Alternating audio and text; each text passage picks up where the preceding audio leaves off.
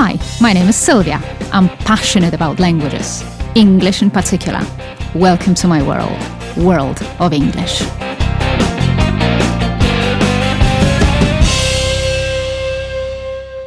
How are things? How is it going? This is the World of English podcast. We have a little celebration here today because it is the 18th time. We are meeting for the 18th time. So in a way, we're becoming mature. We're coming of age. I'm very happy about this. Who would have thought that we would get so far? Let's now wait for another round number. The story that I have prepared for you today is connected with my observations and my experience working as an online coach. And on the basis of different classes and different meetings, I have put forward a list of the most noticeable problems connected with English, with studying English, and also some advice how to overcome them and how to finally start using the language. Of course, there are no immediate solutions, there are no easy solutions, but what I'm offering here is my experience and the methods that proved to be right and proved to be working. I have to tell you, head on heart, that I'm always very surprised at the phenomenon of not being able to use English after studying the language for such a long time. I mean, English is taught already in primary schools, sometimes even in nursery schools. People have learned the language for many, many years. So it is not 1 or 2 years, it is 7 years, it is 10 years. And they very often are unable to use the language. They are unable to communicate. They are unable to go abroad and feel safe when it comes to using the language. One common denominator that is there is the inability to speak. So when it comes to other skills, when it comes to writing, when it comes to reading, it is not that bad. I mean, it's not perfect, but it's not that bad. The worst thing happens when I ask my students to start to talk to me. And also, this is the greatest problem that people come to me with, right? So they say that they've been studying, they've been learning, it's the same story, but they do not feel safe, they do not speak the language, and they need it. They need it for their jobs, they need it because they want to travel, they need it because they would like to get promoted. The solutions that I am presenting to you today are connected with the most common problems, and also I'd like to present a few case studies, so some particular problems and the way I solve them. So the solutions that I have put forward. As I said, the common denominator of all the problems is the inability to speak. So for some reason, the studying, the learning of the language proves to be ineffective and people are unable to communicate in the language. And when I hear this, I always say that if you are unable to speak a given language, it means that you don't know it at all. I mean, that you just can't use it because language is used for communication. This is a very obvious thing, but for some reason, people forget about this. So they are not bad when it comes to the theory, when it comes to definitions, the tenses. This is the greatest thing about the language because I hear it very often. So people say that they have studied all of the tenses. Please remember and please believe me, studying all of the tenses will not make you speak the language. So tenses is just one thing connected with English and connected with studying it. But without vocabulary and without the ability to communicate in the verbal form, the theory about the tenses will not help you here at all. The most common problems that lead to this inability to speak the language are as follows, right? So I'm going to present this list to you, as I said at the very beginning, that is based on this experience that I have. So the most common problems are studying without context. You can call me the context girl here. I use this expression every single time. So in my podcasts, in my classes, in my other recordings, I always repeat the word. But believe me, it is everything. You will never learn a language, any language. It can be English, it can be French, it can be Spanish, German. You will never learn a language without a context. So this translation that is offered to you, and that is something that I see, that is something that I hear about, that this translation back and forth from one language into the other language, this translation will never help you become natural, become fluent in the language, because you will always base your knowledge of the foreign language on the structure of your own mother tongue. And if it works this way, the foreign language that you're trying to produce will never be natural. Please remember this. So the context that I'm talking about here and the context that I'm offering here, it is connected with different phrases, different structures, different vocabulary, and you have to be sure how it is used in a sentence. You have to be sure how it is used in questions, in negations. Otherwise, you will just be translating your own native language into the foreign language. The other problem, the other common problem that is there is, I would call it as no good basis. So I often meet people who can produce very complex sentences because they read a lot, because they study a lot different subjects, because generally they have this very nice general knowledge. But they are unable to produce simple sentences. They are unable to come back to the foundations. And these foundations are very important. Here, I always compare studying a language to building a house. Without good foundations, any house will collapse. So we can keep going up and we can keep adding the bricks. But if the foundations are not working, the house will collapse. Please remember about this.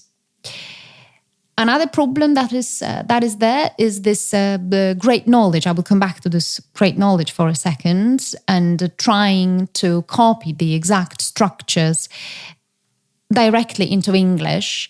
So I compare it to reading some epic poems. People read epic poems in their mother tongues. In our respect, that would be Polish. So they read these epic poems in Polish, and then they want to use the same structures. They want to talk in the same vivid way in English, but it'll never happen.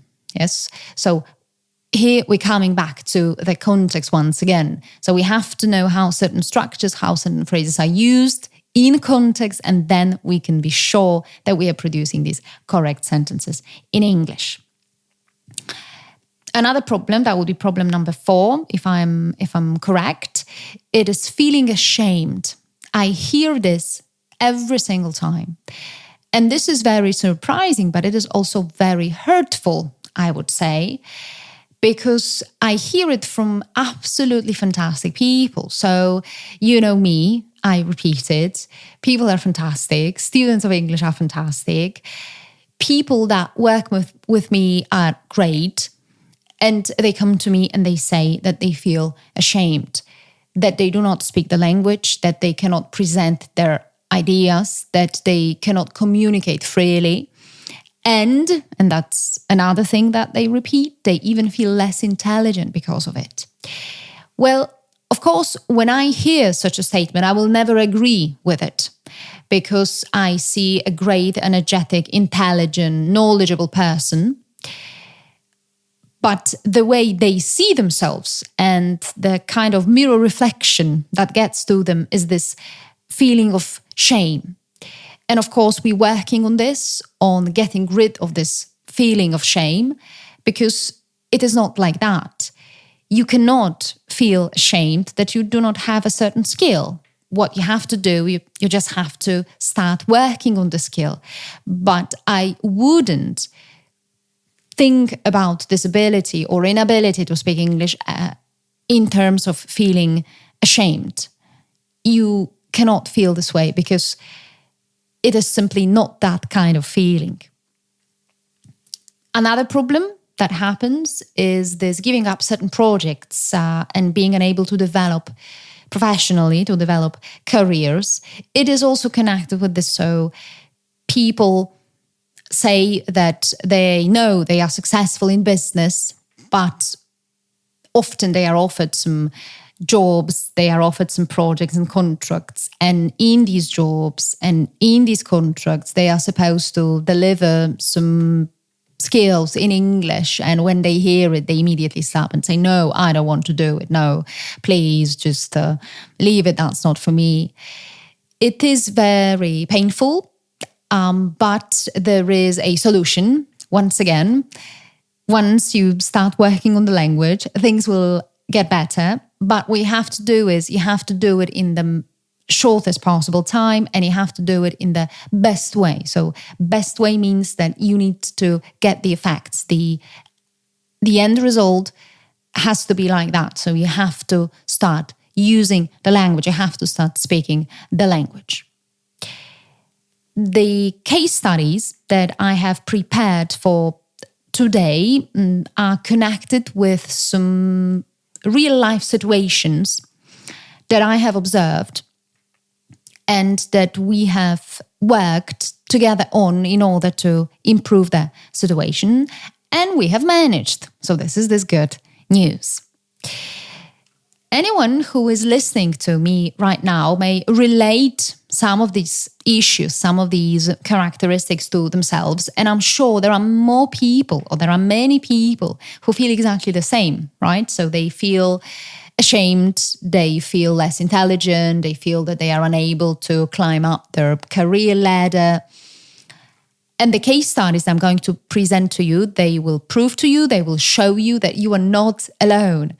And with this podcast and with this episode, I'd like to cheer you up. You are not alone. The problems that you're struggling with are very common. The linguistic problems, obviously, this is what I have in mind.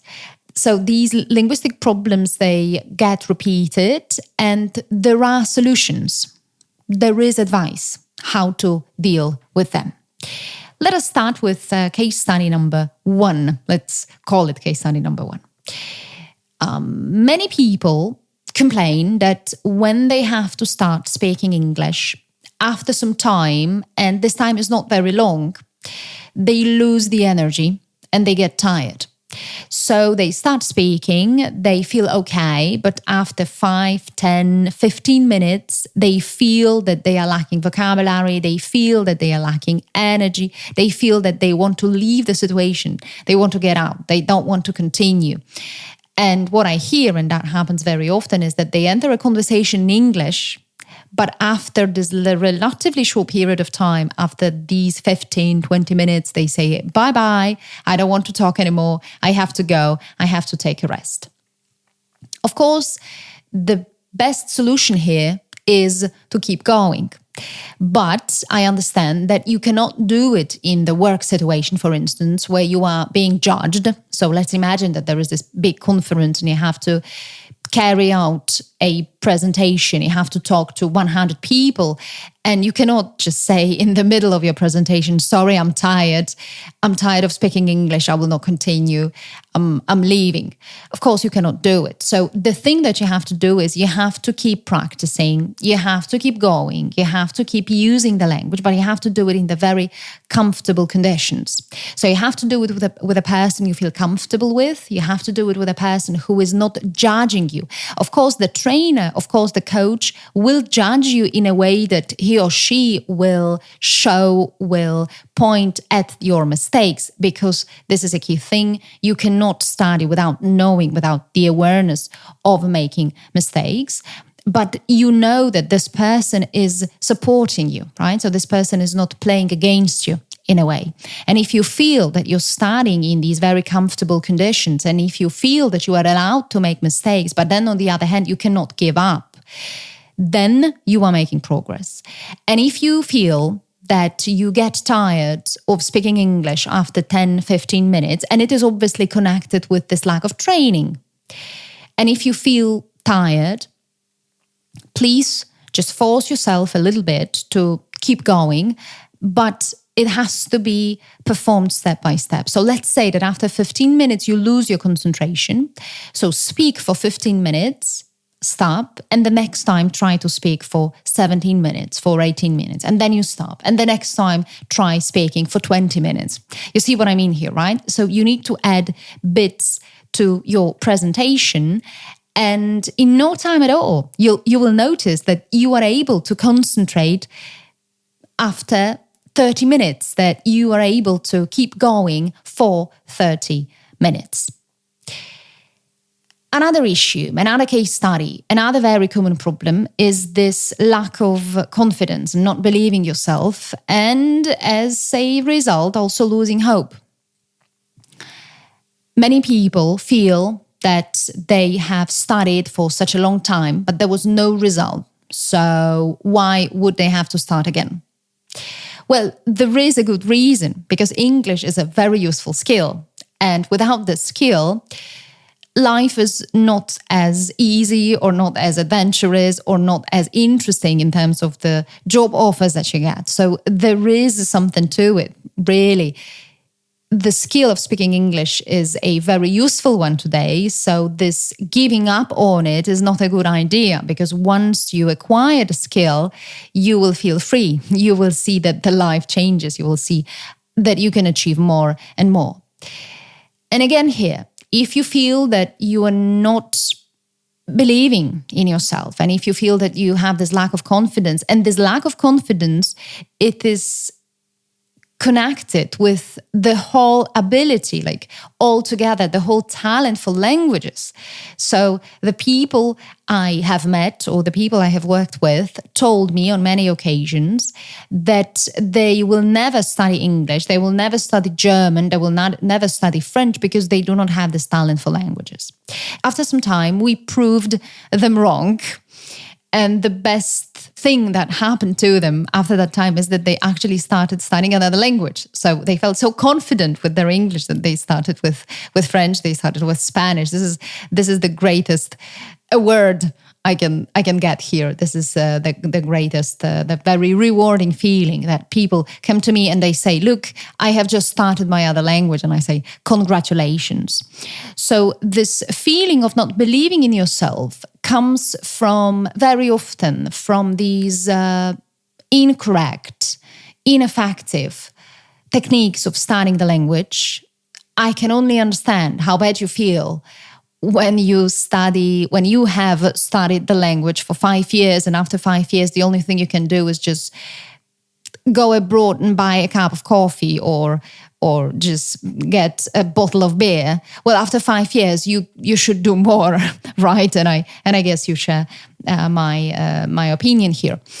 So, in order to start feeling confident, you have to start speaking the language, but again, in a very comfortable condition. So with a person who will show you how good you are. That happens many times. People say, I can't speak English. Then we talk for 10, 15, 20 minutes. And I say, well, you do speak English. And then they say, well, nobody has ever told me. I have always felt an idiot here because all the other people spoke much faster, or all the other people were better. Well, please remember that this is only your perspective.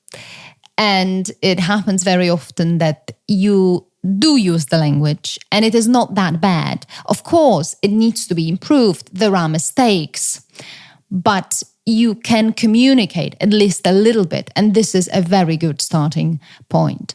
So this confidence will get to you once you go abroad, once you see that you can actually communicate, that you can actually talk to people. And these are the greatest emotions and these are the greatest things that come to me when I hear from students who come back from abroad and they say, look, I communicate. Look, I talked to Americans. Look, they congratulated me on my ability to speak the language. A great story, really. Case study number 3. I hope you're still following me. I hope you're still there. Case study number 3, well, I called it like a natural feel to the language. That also happens very often. So there are people who communicate. There are people who are able to write emails, to negotiate contracts. They are able, of course, to go abroad and do more than just drink a cup of coffee, order this coffee and drink it.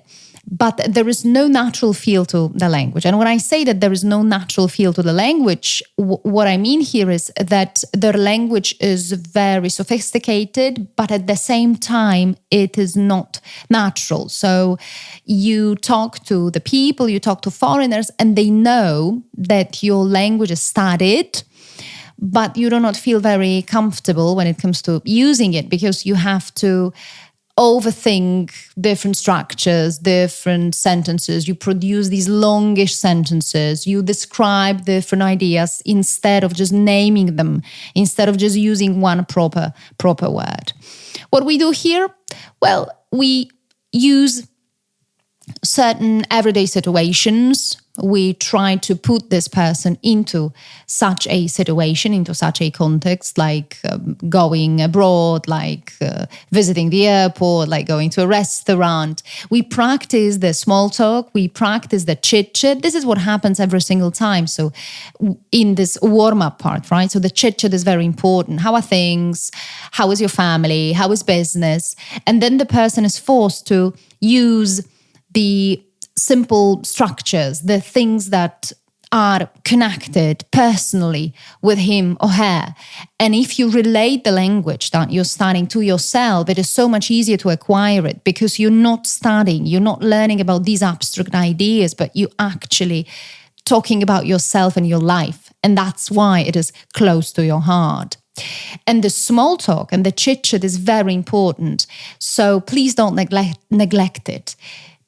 Studying longish pieces of text and articles is a great thing, obviously, because if you need to present longish ideas or longer ideas, it really pays off. But the chit-chat, but the warm-up, but the small talk is equally important. And now, here we come to this case study number 4.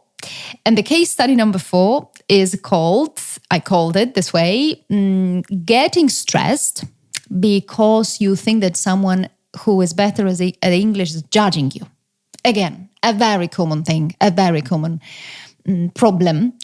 So when you are in this group of people, be it a private situation or when you are in this group of people when it comes to the work situation, and you know that there is some other person who speaks the language very well, you are so stressed thinking about their judgment. You are so stressed because you know that they are judging you, that you panic.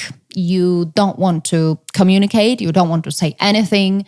You are blocked. There is this language barrier. There is nothing. You stop or you produce a lot of mistakes and the communication is a disaster. The communication channel is broken. Very, very common, a very popular problem that I observe very often. What can we do here? So my advice is, the thing I always repeat, the thing that I tell my students to do is, please stop thinking about this other person. You are the one who is using the language. You are the one who is studying. You are at a certain level. Let's make it A1, A2, and no one should judge you. When you are at this level A2 and you are just beginning to study the language, then show the ability at the A2 level. If you can do it, that's fine. Don't think about other people. Believe me, just do your job. And the moment you kind of switch off and the moment you stop thinking about these other people, you will see that miracles happen. No one should judge you. This is your language. This is your time. This is your studying. You're doing your job. The more you study, the better you will get. And other people will see that you are improving. And the super last thing that I'd like to tell you is something that I was presented by a native speaker. There was this episode about native speakers. And the native speakers, as I said, the native speakers are great, providing they have this education, providing that they are educated and trained as teachers. And I have been that lucky to meet such native speakers. And one of the native speakers, one of the teachers who was a native speaker, he told me, don't be afraid to keep it simple. And this is something that I'm also putting forward to you.